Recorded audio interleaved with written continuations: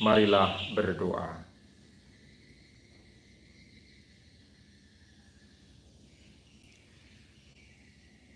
Allah yang Maha Kuasa dan Kekal, Santo Antonius telah Engkau berikan kepada umat sebagai pengkhotbah ulung dan penolong dalam berbagai keperluan. Semoga dengan bantuannya kami makin mendalami ajaran Kristiani dan dalam segala kesusahan memperoleh pertolongan-Mu dengan pengantaran Yesus Kristus Putra-Mu Tuhan kami, yang bersama dengan Dikau dalam persatuan Roh Kudus hidup dan berkuasa Allah sepanjang segala masa. Amin.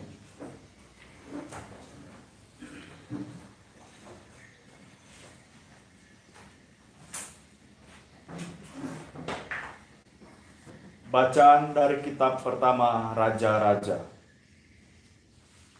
Pada suatu ketika, pergilah Elia menemui Elisa, putra Safat, yang sedang membajak dengan 12 pasang lembu, dan dia sendiri mengendalikan yang ke-12. Elia lewat di dekatnya dan melemparkan jubah kepadanya. Segera Elisa meninggalkan lembu-lembunya, mengejar Elia dan berkata, "Perkenankanlah aku mencium ayah ibuku, lalu aku akan mengikuti engkau." Jawab Elia kepadanya, "Baiklah, pulanglah dahulu dan ingatlah apa yang telah kuperbuat kepadamu." Elisa lalu meninggalkan Elia, mengambil pasangan lembu itu dan menyembelihnya. Lalu ia memasak dagingnya dengan kayu bajak itu sebagai kayu api, dan memberikan daging itu kepada orang-orangnya, dan mereka pun memakannya. Kemudian bersiaplah Elisa, lalu mengikuti Elia dan menjadi pelayannya. Demikianlah sabda Tuhan. Syukur kepada Allah.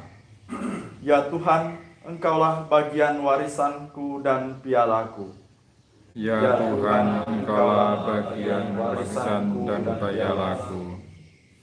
Jagalah aku ya Allah, sebab padamu aku berlindung. Aku berkata kepada Tuhan, Engkaulah Tuhanku. Ya Tuhan, Engkaulah bagian warisan dan pialaku. Engkau sendirilah yang meneguhkan bagian yang diundikan kepadaku. Ya Tuhan, Engkaulah bagian warisanku dan pialaku. Aku memuji Tuhan yang telah memberi nasihat kepadaku. Pada waktu malam aku diajar oleh hati nuraniku. Aku senantiasa memandang kepada Tuhan, karena Ia berdiri di sebelah kananku, aku tidak goyah. Ya Tuhan, Engkaulah bagian warisanku dan pialaku. Sebab itu hatiku bersukacita dan jiwaku bersorak-sorai, dan tubuhku akan diam dengan tenteram.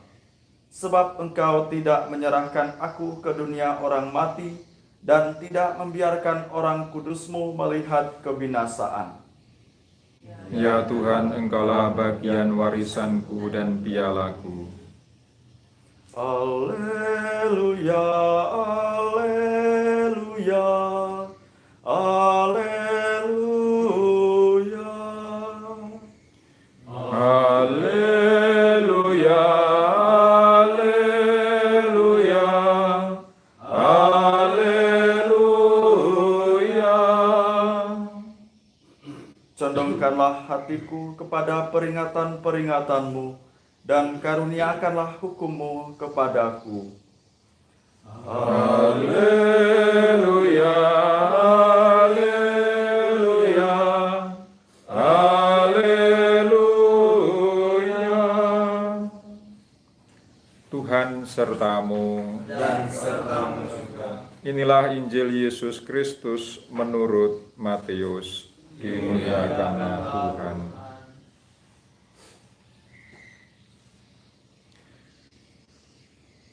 Dalam khotbah di bukit, Yesus berkata, "Kalian telah mendengar apa yang disabdakan kepada nenek moyang kita.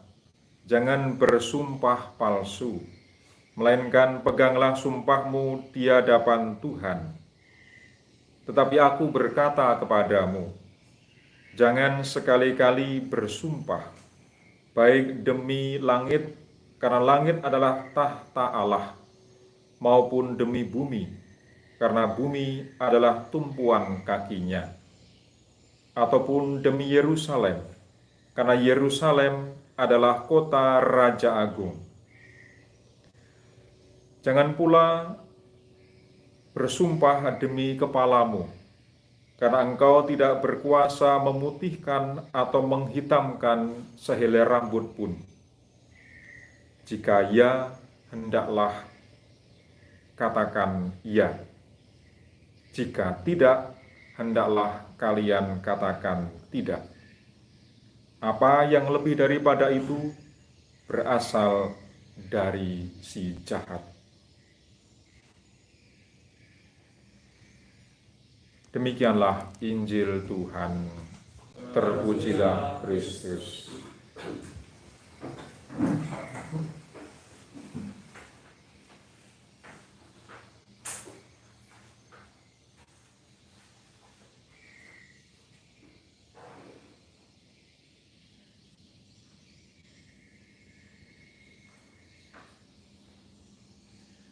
Saudari-saudaraku yang terkasih, kita syukuri sabda Tuhan yang diberikan kepada kita, karena dengan sabda itu kita senantiasa dibimbing, diarahkan, dan diberi pedoman untuk hidup kita. Dalam Injil hari ini, di mana kita memperingati Santo Antonius Padua, seorang imam dan pujangga gereja, kita diajak untuk memiliki sikap yang tegas. Yesus bersabda, kalau ya, katakan ya, kalau tidak, katakan tidak. Mengikuti Yesus juga sebuah keputusan dan pilihan. Mengikuti untuk menyerahkan hidupnya, menyerahkan seluruh rencana hidup kita, bahkan seluruh harapan-harapan kita kepadanya. Dan itu membutuhkan suatu komitmen, suatu kebiasaan yang dibangun dari hari ke hari, dari sikap-sikap hidup kita. Demikian juga menghayati panggilan hidup kita, entah panggilan sebagai orang-orang yang selibat, entah orang-orang yang berkeluarga, atau juga dalam panggilan menjalani kehidupan dalam profesi, semua membutuhkan komitmen. Dan komitmen dibangun dari kebiasaan, pelan-pelan dari hari ke hari. Namun juga kadangkala kita menghadapi situasi di mana komitmen itu menjadi begitu terasa terguncang.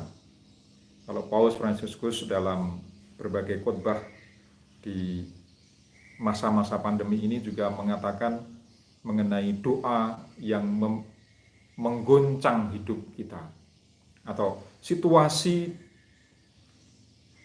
dunia yang bisa menggoncang kita dan itu mempengaruhi doa kita. Sehingga doa juga berarti membiarkan diri diguncang oleh situasi yang kita hadapi.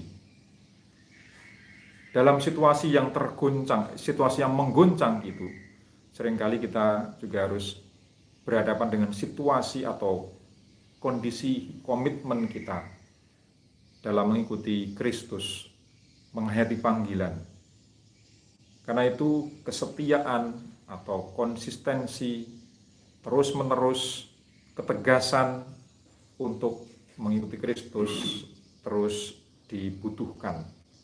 Apalagi dalam zaman sekarang yang segala sesuatu sangat mudah berubah, sangat mudah beralih dari satu hal ke hal yang berikutnya, dari perubahan satu ke perubahan berikutnya, sehingga ketegasan, konsistensi itu sungguh menjadi kekuatan.